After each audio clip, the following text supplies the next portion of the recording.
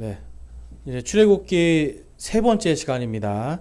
그래서 출애굽기가 이제 다른 창세기보다 한 번 이제 제가 더 준비한 이유가 이게 출애굽기에 우리의 구원의 모든 것들이 담겨 있고 정말 중요한 내용들이 많이 있기 때문에 출애굽기를 저희들이 어느 정도 이해하고, 그러니까 창세기를 통해서는 하나님의 전체 구원의 이야기를 이해할 수가 있고요. 출애굽기를 통해서는 하나님께서 우리를 구원하시는 구원의 모든 원리를 이해할 수 있습니다. 그리고 또한 우리가 이제 다음 주에는 레위기를 할 건데요.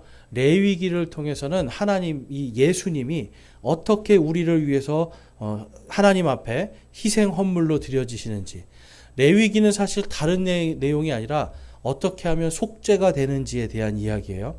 그래서 하나님과 어떻게 화해하는 이야기입니다. 그래서 출애굽기를 알아야 이 화해에 대한 이야기를 알 수가 있는 거예요. 그래서 오늘 이제 출애굽기에 대해서 좀 저희들이 살펴보면서 레위기에 대한 내용, 레위기에 있을 내용들도 같이 한번 좀 보겠습니다. 자, 여러분, 출애굽기라고 이제 하면, 출애굽기에서 제가 제일 이제 항상 말씀드리는 게 중요한 것이, 그 성경에서는 항상 언약과 하나님의 왕국과 하나님의 경륜입니다.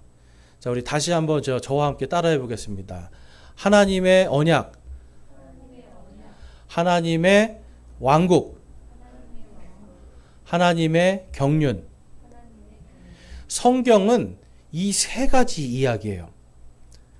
성경 66권 전체는 하나님의 언약에 대한 이야기고요. 성경 66권 전체는 하나님의 왕국, 하나님께서 이 땅을 어떻게 통치하시는가에 대한 약속의 그 말씀이고요.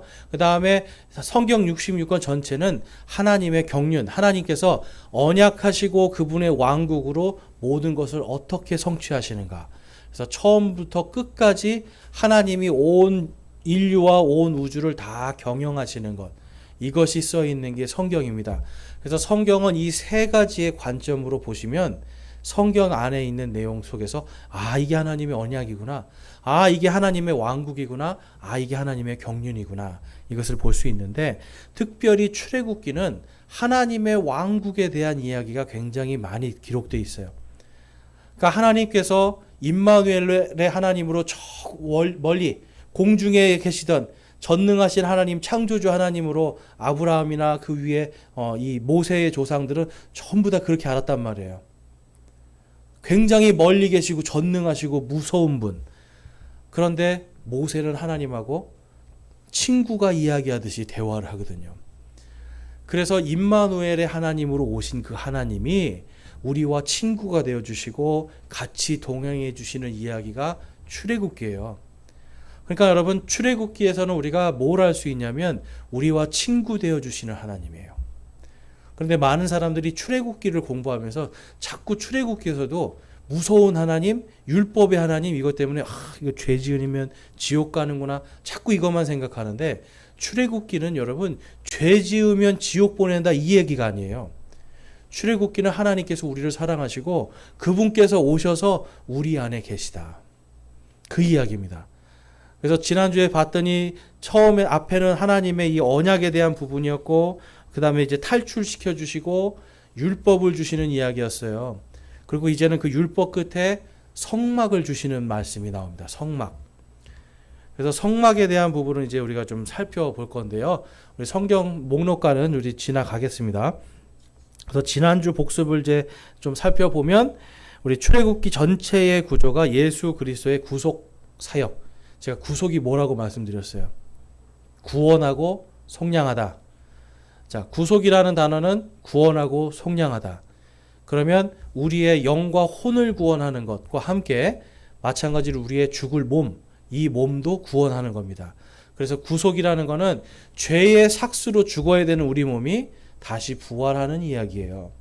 그러니까 출애굽기 안에는 예수님의 이 구원과 그다음에 우리를 부활시키는 이 모든 말씀들이 그 안에 다 들어가 있습니다. 근데 아셔야 되는 게 이거는 다 모형이라는 거예요. 그림자, 모형. 그러니까 여기에서는 예수님이 딱 나오지 않지만 이게 예수님일 수 있겠구나 하고 살펴볼 수 있는 거고, 거기에서 신약에 있는 예수님이 성취하신 걸 볼 수가 있습니다. 자, 그리고 이 출애굽기를 하나님께서 이 출애굽기를 통해서 뭘 말씀하시고 싶은 거예요? 이스라엘 백성들을 왜 구원하셨다고 거기 기록했죠, 제가? 모든 민족이 진정으로 어떤 하나님이 진짜 하나님인지 그걸 알게 하시는 거예요. 그래서 구약 시대에는 하나님이 자신의 이름을 가르쳐 주세요. 그 이름이 뭐예요, 여러분? 예? 구약 시대에 나는 스스로 있는 자다라고 하면서 자기 이름을 가르쳐 주세요. 모세에게. 그 이름이 여호와입니다. 우리 아까 아무것도 두려워 말라 찬양했죠.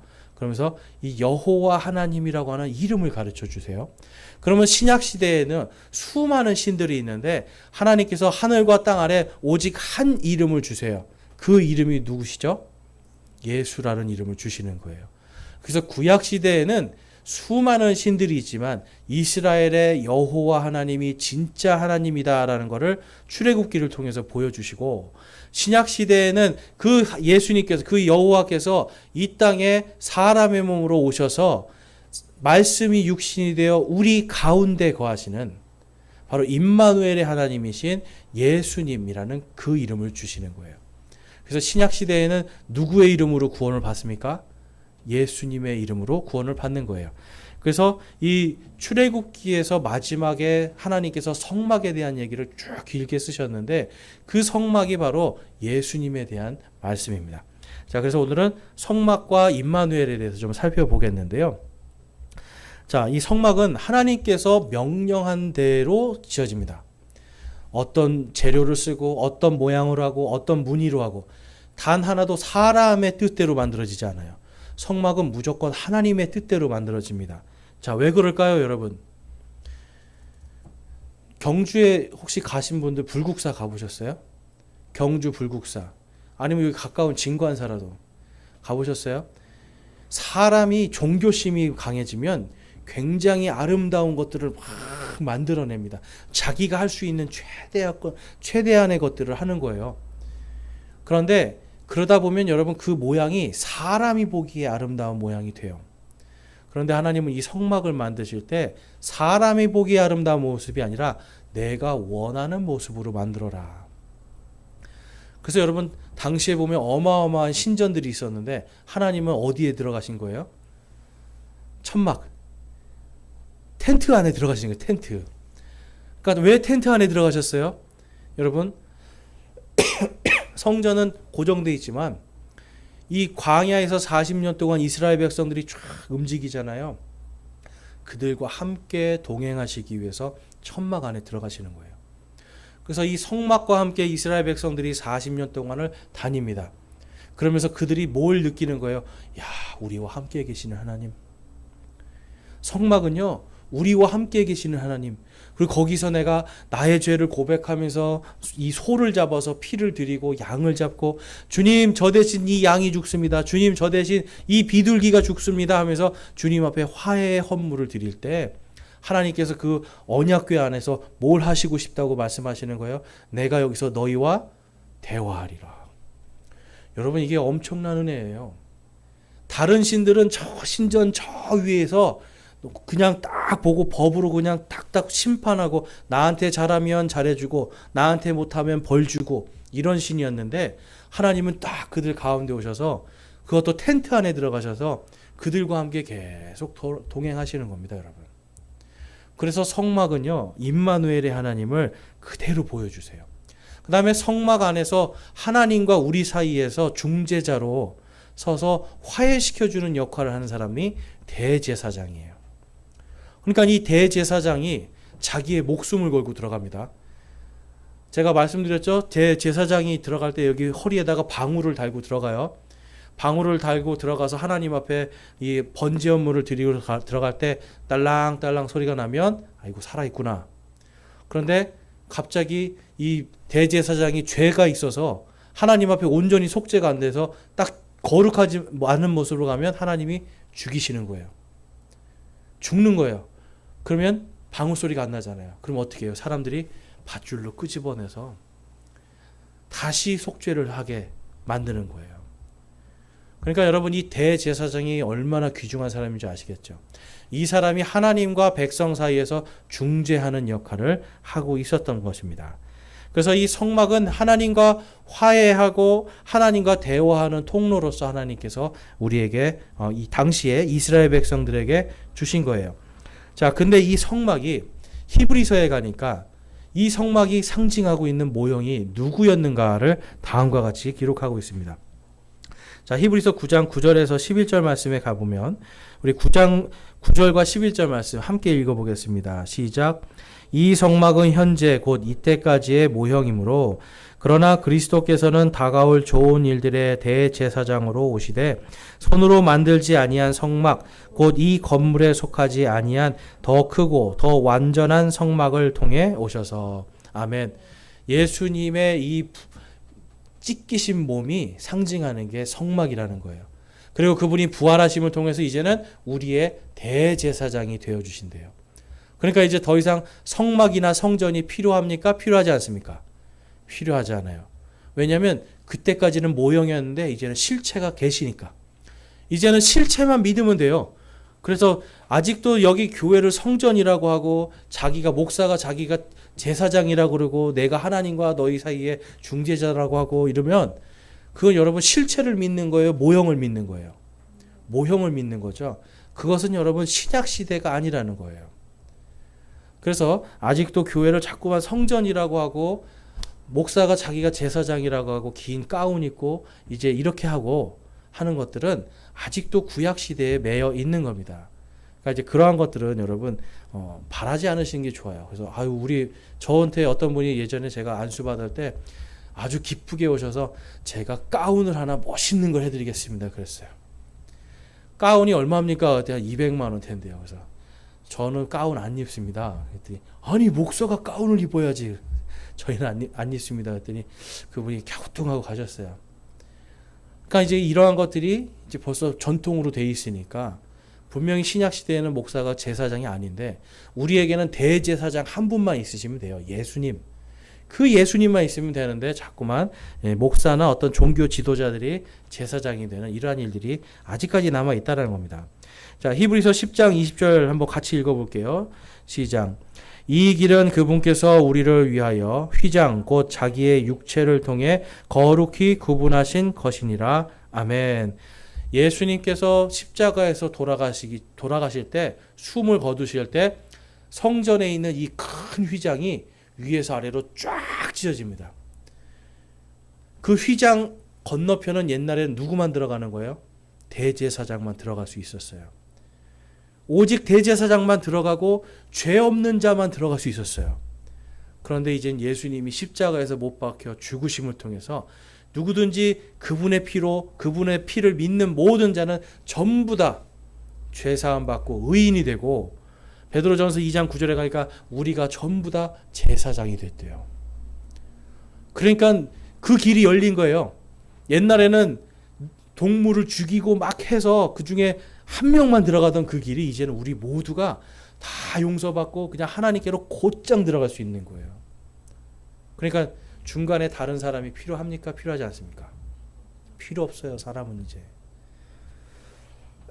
그러니까 자꾸만 죄를 고백하는 고백 성사를 해야 하나님께로 간다고 하고 하루에 주기도문을 한 100번씩 해야 하나님을 만난다고 하고 방언을 받고 성령을 받아야 하나님을 만날 수 있다고 하고 방언을 해야 하나님께 내 기도가 전달된다고 하고 여러분 이런 건 다 말도 안 되는 이야기인 거예요. 하나님께서 예수님의 피로 휘장을 찢고 이제는 모든 자들이 다 하나님께로 직접 올 수 있게 해주셨는데 왜 주기도문을 외워야 되고 왜 성령 방언 받아야 되고 이러한 사람만 하나님께 갈 수 있다 하는 여러분 이러한 모든 것들은 전부 다 거짓말입니다. 자, 마태복음 27장에 그 말씀이 있는 거예요. 27장 50절에서 51절에 가보니까 예수님께서 다시 큰 소리로 외치고 숨을 거두시니라. 이에 보라 성전의 휘장이 위에서 아래까지 둘로 찢어지고 땅이 진동하며 바위들이 터지고 예수님이 십자가에서 죽으시고 부활하심으로 모든 게 끝나는 겁니다. 더 이상은 구약의 율법이 필요 없게 되는 거예요. 그래서 하나님께서 이 성막을 통해서 예수님의 모형을 다 보여주시는 거예요. 실체가 오면 이제 그때부터는 내가 바로 그 예수를 통해서 너희와 대화하리라. 그 예수를 통해서 내가 대화하리라. 그 말씀하시는 거예요. 그래서 예수님이 뭐라고 말씀하시는 거예요? 요한복음 14장 6절 말씀 함께 읽어보겠습니다. 시작. 예수님께서 그에게 이르시되 내가 곧 길이요 진리요 생명이니 나를 통하지 않고는 아무도 아버지께 오지 못하느니라. 아멘. 누구만 올 수 있어요? 예수님을 통한 자들만. 예수님의 십자가를 믿고 그 십자가를 통과한 자들만 하나님께로 올 수 있는 겁니다. 그래서 여러분, 우리가 예수님을 통하지 않고는 이제는 다른 것들이 필요 없는 거예요. 구약 시대의 뭐 어떤 행위나 어떤 이러한 헌물이나 이러한 것들로 하나님께 가는 게 아니라 이제 오직 믿음으로 하나님께 곧장 갈 수 있는 겁니다. 그래서 이 성막에서 하나님께서 우리에게 주시는 것은 임마누엘의 언약, 그리고 예수님이 바로 그 언약의 성취다라는 것을 보여주십니다. 자, 그래서 이제 고린도전서 3장 말씀 한번 볼게요. 요한복음 14장 보겠습니다. 14장 16절과 17절 가보면 내가 아버지께 구할 터인즉 그분께서 다른 위로자를 너희에게 주사 그분께서 영원토록 너희와 함께 거하게 하시리니 곧 진리의 영이시라. 아멘. 성막에서 하나님께서 내가 너희와 대화하겠다 하셨어요. 근데 그 사람과 대제사장과 대화하는 분, 그분이 누구신가 했더니 성경에 보니까 그분이 진리의 성령님이다라고 말씀해요. 그래서 이 성령님께서 예전에는 이 성막 안에서 말씀을 하셨어요. 그런데 이제는 예수님을 믿는 모든 자들을 통해서 이제 그 위로자께서 어디 계시는 거예요? 우리 안에 들어오는 거예요. 그래서 구약시대의 성막과 구약시대에 또 성령님이 계시던 성전 이러한 것은 다 무너지고 고린도전서 3장 16절에 가니까 우리가 이제 그 성전이 되었다. 왜 성전이 됐어요? 우리 안에 누가 계시기 때문에? 성령님이 계시기 때문에. 예수 그리스도의 그 영께서 우리 안에 계심을 통해서 이제는 그림자나 모형이 아니라 실체를 보고 그 안에서 하나님과 직접 대화할 수 있는 겁니다. 자, 여러분, 하나님과 대화하고 계세요? 한 분밖에 안 계시네요. 하나님과 대화하고 계세요? 아멘. 두 분 계시고, 네. 하나님과 대화하고 계십니까? 아멘. 네. 하나님과 우리가 대화하고 있어요. 어쩔 때는 우리는 대화를 안 해도 우리는 하나님하고 대화 안 하는데 성령님께서 계속 이야기하세요. 단지 우리가 안 듣고 있을 때가 많다는 거죠. 그래서 여러분, 세상에서 하나님께서 이 이스라엘 백성에게도 안식일을 주시고 또한 우리 성도들에게도 자꾸만 하나님과의 어떤 귀중한 1대1의 시간을 갖기를 원하시는 이유가 세상에 들어가서 번거롭고 세상 소리에 우리가 거기에 빠져버리면 우리 안에서 역사하시는 성령님의 음성을 들을 수가 없어요. 일주일에 하루 예배를 드리고 일주일에 하루 또 일주일에 한번 목요일날 기도를 하고 세상에 드라마 뭐 트로트 뭐 미스터 트롯인가요? 재밌는 거 얼마나 많아요. 근데 거기 들어가서는 우리가 하나님의 음성을 들을 수가 없어요. 그래서 자꾸만 모이기를 힘쓰고 함께 모여서 하나님의 말씀을 나누면서 그 안에서 하나님과 대화하는 겁니다. 어떤 사람은 또 직통계시를 받는데요. 하나님께 직통계시. 갑자기 하나님이 이렇게 말씀하십니다 하고 막 얘기를 해요. 근데 여러분, 하나님께서 이렇게 말씀하십니다 하고 막 얘기하는데 안 이루어지면 어떻게 해야 돼요? 신명기 18장 18절에 가보니까 그러한 자들을 돌로 쳐 죽이라고 그래요. 두려워하지 말라고 그래요. 그러니까 하나님은요, 지금 이 시대에 지금 성경이 완성이 되고 이 교회를 통해서 하나님의 모든 신비가 다 지금 알 수 있는 것들을 배울 수 있게 해주셨기 때문에 이제는 직통계시로 오는 것이 아니라 하나님의 말씀을 통해서 내가 깨닫고 행함을 통해서 하나님과 대화를 하기 시작하는 겁니다. 그래서 기도도 하나님과의 대화고요. 일상 속에서 하나님의 말씀에 순종하는 것도 하나님과의 대화예요. 그리고 또 모여서 예배 드리는 것도 하나님과의 대화예요. 그러니까 우리가 항상 더 하나님 안에서 대화하기를 힘써야 될 줄로 믿습니다. 자, 뒷장으로 넘어가 보시면 이제 이 광야 생활에 대한 얘기가 나옵니다. 자, 출애굽기 속에 있는 교회의 모형들 해가지고 이스라엘 백성의 광야 생활이 교회의 모형이다라고 제가 말씀을 지금 드릴게요. 자, 이스라엘 백성들이 광야 생활을 이제 하는 거예요. 광야에서 40년 동안을 헤매고 다닙니다. 자, 우리가 예수님께서 십자가에서 죽으시고 부활하신 지 지금 몇 년이 지났어요? 몇 년이 지났습니까? 지금 약 한 2000년이 지났잖아요. 그렇죠? 그러니까 2000년이라는 시간이 지금 지난 다음에 아직도 안 오고 계세요. 어떻게 보면 우리는요, 지금 믿음 가운데 이 광야를 지나가고 있는 사람들입니다. 그러니까 이 믿음 가운데 우리가 광야를 지나가는데 하나님께서 이 광야 생활 40년 동안 이스라엘 백성에게 먹을 거 주셨죠. 마실 거 주셨죠. 입을 거 걱정 안 하게 해주셨죠. 심지어는 발도 붙지 않게 해주셨죠. 하나님과 함께하는 임마누엘의 삶은 바로 지금 오늘날 교회가 우리 성도들이 예수님과 함께 동행하면 믿음으로 승리하는 모든 것을 다 보여주고 있어요. 그래서 사도행전 7장 37절에 가보면 제가 아까 신명기 18장 말씀을 하면서 그 거짓 대언자 얘기했는데요. 18절이 아니고 그 18장의 맨 마지막 절이 그 얘기인데 제가 아까 좀 헷갈렸습니다. 자, 사도행전 7장 37절에 가보면 7장 37절과 38절인데요. 이스라엘 자손에게 주 너희 하나님께서 너희 형제들 중에 나와 같은 대언자 하나를 너희를 위하여 일으키시리니 너희는 그의 말을 들을지니라 하고 말한 이 사람이 바로 그 모세니라. 38절 같이 읽어보겠습니다. 시내산에서 자기에게 말하던 그 천사와 또 우리 조상들과 함께 광야에 있던 교회에 있으면서 살아있는 말씀들을 받아 우리에게 주던 자가 바로 이 사람이라. 아멘. 지금 사도행전 7장에서 스테반이라는 사람이 지금 자기를 죽이려고 막 눈에 시뻘개져서 자기를 죽이려는 사람들 앞에서 설교하는 내용이에요. 너희들이 그렇게 존경하는 모세가 있었지? 그런데 그 모세가 말하지 않았니? 나와 같은 한 대언자를 하나님께서 보내시겠다 약속하셨지? 바로 그분이 예수님이야. 그거를 지금 이들에게 말을 하고 있는 거예요. 그러면서 시내산에서 자기에게 말하던 그 천사와 또 우리 조상들과 함께 광야에 있던 교회에 있으면서라고 말씀해요. 자, 이 교회는 우리가 아셔야 되는 게 있어요. 여러 가지로 해석을 할 수가 있어요. 근데 일반적으로 전통적으로는 이거는 우리와 같은 교회가 아니라고 이야기를 하는 사람들이 있어요. 그러니까 우리와 같이 이렇게 예수님을 믿는 교회가 아니다라고 얘기하는데, 근데 여기서 보니까 뭐예요? 이들이 성막 안에서 임마누엘의 하나님과 다녔잖아요. 그러니까 성령님과 함께 다닌 거예요, 계속. 그렇기 때문에 스테반은 그걸 가지고 그것이 바로 교회의 모습이다라는 걸 가르쳐 주는 거예요. 지금 부정적인 내용을 이야기하는 게 아니라 긍정적인 부분에서 성령님과 함께 동행한 너희 조상들 광야에 있던 그 교회를 생각해봐라. 이거를 이야기하는 겁니다. 그래서 이 모세가 바로 그 광야 안에서 하나님의 말씀을 듣고 너희와 함께 동행하는 그 임마누엘을 말씀하지 않았냐? 그분이 바로 예수님이다라고 말씀해요.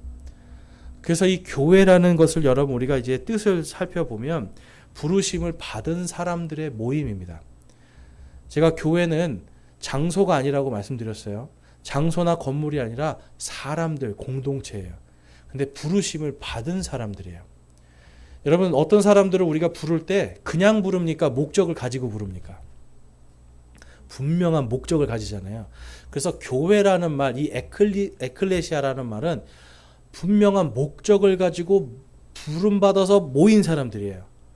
그러니까 저와 여러분이 교회에 오잖아요. 그리고 우리가 교회 공동체잖아요. 그러면 그냥 예수 믿으니까 교회 가, 이게 아니에요. 분명한 목적으로 우리를 모으셨다는 겁니다. 그래서 그 목적이 무엇인가요? 바로 하나님께서 살아계시고 우리를 사랑하시고 우리를 구원하셨다는 이것을 세상이 알게 해주는 거예요. 이게 교회의 목적입니다. 그리고 또 교회는요, 영적으로 홍해를 건넌 사람들입니다. 그래서 홍해를 건너고 주의 은혜로 만나와 생명수를 먹은 사람들. 자, 그래서 고린도전서 10장 말씀에 가면 이런 말씀이 있어요. 또한 형제들아, 10장 1절에서 4절입니다. 나는 이것을 너희가 모르기를 원치 아니하노니 곧 우리 조상들이 다 구름 아래 있고 모두 바다를 지나가며 모두가 구름과 바다 속에서 모세에게 침례를 받고 모두가 같은 영적 음식을 먹으며 모두가 같은 영적 음료를 마셨느니라. 그들이 자기들을 따라가던 영적 반석으로부터 마셨는데 그 반석은 그리스도였느니라. 아멘. 사도 바울이 지금 고린도 교회에 있는 사람들한테 얘기해요. 출애굽기 얘기를 하는 거예요. 출애굽기에서 이스라엘 백성들이 지금 구름 기둥과 불 기둥으로 하나님이 인도해 주시고 그 다음에 이 홍해 바다를 건너잖아요. 그 홍해 바다를 건넌 사건이 뭐와 똑같다고 얘기하고 있는 거예요. 그것이 바로 침례다. 그 다음에 영적 음식과 영적 음료를 마셨다. 이거는 바로 교회가 예수님의 찢기신 살을 기념해서 그 무교병을 먹고 누룩이 들어가지 않는 빵을 먹고 그 다음에 예수님이 흘리신 피를 기념해서 아무것도 들어가지 않는 순수한 포도즙을 먹고 이것을 지금 구약 시대에 이 출애굽기에서 이 광야 교회에서 했던 것을 이야기해요. 그래서 영적인 반성이 누구라고 말씀하고 있어요? 생명수가 나오게 하시는 분 바로 예수 그리스도다라고 지금 말씀하고 있습니다. 그래서 여러분 광야에서 이 광야 교회 어떻게 보면 이들은 광야에 있었지만 그들은 하나님과 동행하면서 교회 공동체 속에서 하나님의 기쁨으로 살았던 거예요. 그 전까지는 400년 동안 이 사람들 여러분 죽어라고 일해야 먹고 살았던 사람이에요.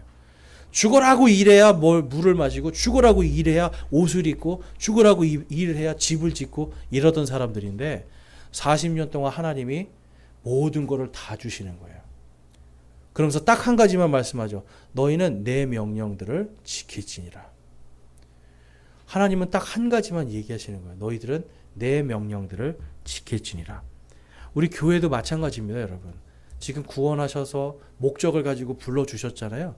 이제는 여기서 이 교회는요, 그냥 내가 여기 와서 찬양하고 내 기쁨을 위해서 다니는 게 아니라 부르신 분의 목적에 따라서 우리의 사명을 다하는 겁니다. 그래서 복음을 전하고요, 침례를 주고 예수께서 우리에게 명령하신 모든 것을 가르쳐 지키게 하라 하신 이 명령을 우리가 한 마음이 돼서 한 마음으로 한 몸이 돼서 같이 하는 것. 그래서 침례를 줄 때 제가 제 이름으로 줍니까? 교회 이름으로 줍니까? 교회 이름으로 줘요. 다른 교회는 어떻게 하나 봤더니 다른 교회 침례를 주는 교회들 다 가는데 대부분 이렇게 하더라고요. 나 누구누구는 뭐 이런 거예요. 그러니까 나 김명중이 누구누구에게 침례를 주노라 하고 주더라고요. 근데 여러분 그것이 아닙니다. 이 침례는 바로 이 교회 공동체가 주는 거예요. 지금 여기서 보면 모세가 이스라엘 백성들을 홍해 바다를 건너게 한 거예요? 아니죠. 하나님께서 이 공동체 전체가 건너게 하시거든요. 그렇기 때문에 이 침례라는 것 자체도 제가 주는 게 아니라 하나님께서 저에게 위임해 주시고 교회가 저에게 위임해 준 그 권한으로 하니까 제 이름으로 주면 안 된다는 거예요. 그래서 우리 모두가 이 예수 그리스도 안에서 지금 영적으로 하나가 되고 한 생명으로 있다. 이것이 바로 교회입니다. 그래서 이 교회는요, 바로 그리스도와 임마누엘의 증인들이에요, 여러분. 가짜 증인들이 있죠. 길거리 가니까 어제도 지하철역에 가니까 딱 부스 2개 세워놓고 성경 공부하실 분 써놓고 여기에 여호와의 증인 딱 해서 서 있더라고요. 여러분 구약 시대에는 하나님께서 너희들은 내 증인이 되라고 하셨어요. 근데 거기에 내 증인이 그게 여호와 하나님이라는 게 아니죠. 살아계신 그 하나님 증인하라는 건데 이 신약 시대에는 그러면 예수님께서 내 증인이 되라고 하셨어요. 그러면 신약 시대인 지금은 우리는 누구의 증인으로 살아야 되는 거예요? 여호와의 증인이에요? 예수 그리스도의 증인이에요? 예수 그리스도의 증인으로 사는 겁니다. 교회는 예수 그리스도의 증인이어야 돼요. 그런데 아직도 구약과 신약이 구별이 안 되니까 여호와의 증인을 해야 된다고 그러고 예수님은 그냥 천사라고 그러고 예수님은 사람 어떤 대언자일 뿐이라고 그러고 예수의 이름으로 구원받는 게 아니라 여호와의 이름으로 구원받는다. 이게 여호와의 증인이거든요. 그러면 여러분 그들은 지금 어디 살고 있어요? 신약 시대에 살고 있어요? 구약 시대에 살고 있어요? 구약 시대에 살고 있죠. 그럼 물어보셔야 돼요. 그런 사람들에게. 그럼 당신은 소 몇 마리 죽였습니까? 속죄를 위해서. 양 몇 마리 죽였습니까? 구약 시대에 아직도 살고 있는 거잖아요. 신약 시대는 철저하게 예수 그리스도의 증인의 삶입니다. 자, 왜 그런가? 요한계시록 1장 6절 말씀에 가니까 하나님 곧 자신의 아버지를 위해 우리를 왕과 제사장으로 삼으신 분께 즉 그분께 영광과 통치가 영원 무궁토록 있기를 원하노라. 아멘. 하나님의 영광과 통치가 영원토록 누구에게 있는 거예요? 여호와예요? 예수님이에요? 예수님이에요. 지금 이 시대를, 신약 시대를 통치하시는 분은 예수님이에요. 이 시대에 구원을 주시는 분은 예수님이에요. 구약 시대의 여호와 하나님이 아니라 지금 이 시대는 하나님께서 모든 영광과 통치를 주신 분이 예수님이에요. 그러니까 우리는 여호와의 증인이 되는 게 아니라 예수 그리스도의 증인이 되어야 돼요. 예수의 증인이 되어야 된단 말이에요. 자, 고린도후서 5장 19절에서 20절 말씀에 가니까 우리 같이 한번 읽어보겠습니다. 시작. 곧 하나님께서 그리스도 안에 계시사 세상을 자신과 화해하게 하시며 그들의 범법을 그들에게 돌리지 아니하시고 화해하게 하는 말씀을 우리에게 맡기셨느니라. 그런즉 하나님께서 우리를 통해 너희에게 간청하시는 것 같이 이제 우리가 그리스도를 위한 대사가 되어 그리스도를 대신하여 너희에게 간구하노니 너희는 하나님과 화해하라. 아멘. 여호와의 대사로 가요? 그리스도의 대사로 나가요? 그리스도의 대사예요. 저희가 예수 그리스도의 이 대사관에서 일하는 그 대사를 말하는 겁니다. 예수님의 대사로 세상에 나가는 겁니다. 그러니까 누구의 증인이 돼야 돼요? 예수님의 증인이에요. 예수님을 대신해서 지금 간구한다고 그러죠. 예수님을 대신해서 여러분 이제 하나님과 화해하십시오. 예수님의 제사장이고요. 예수님의 대사예요. 구약 시대는 여호와의 제사장이었어요. 그런데 이제 신약 시대는 우리가 바로 하나님과 세상이 화해하게 하는 하나님의 왕과 제사장, 바로 예수님의 제사장이 되는 거예요.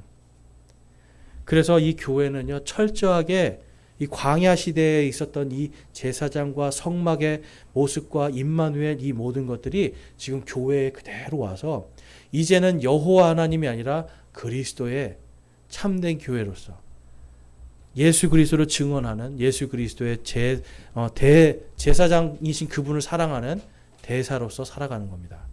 그래서 오늘 이제 출애굽기에서 여러분들이 마지막 성막 부분을 보셨는데 이 성막이라는 부분을 잘 묵상하시고 이제는 하나님과 한 걸음 한 걸음 동행하시길 바랍니다. 그래서 임마누엘의 하나님 원하시는 건 내가 너희와 함께하고 대화하리라. 그래서 하나님과 깊은 인격적인 대화를 나누는 저와 여러분이 되시길 주님의 이름으로 축원합니다. 기도하겠습니다. 하나님 아버지 감사합니다. 오늘 저희들 성막을 통해서 하나님께서 우리와 함께 하심을 살펴보았습니다. 하나님 저희들이 이 땅에서 정말 헛된 것들을 쫓아가지 않고 또 지금 시대가 구약 시대가 아니라 신약 시대임을 분명하게 깨닫고 예수 그리스도의 대사로서 그분의 증인으로서 살아가게 하여 주시옵소서.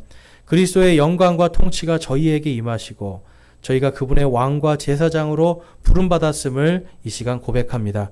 주님께서 부르신 그 사명에 합당하게 걷는 저와 우리 모든 성도들 되게 하여 주시옵소서. 우리 주 예수 그리스도의 이름으로 감사하며 기도드리옵나이다. 아멘.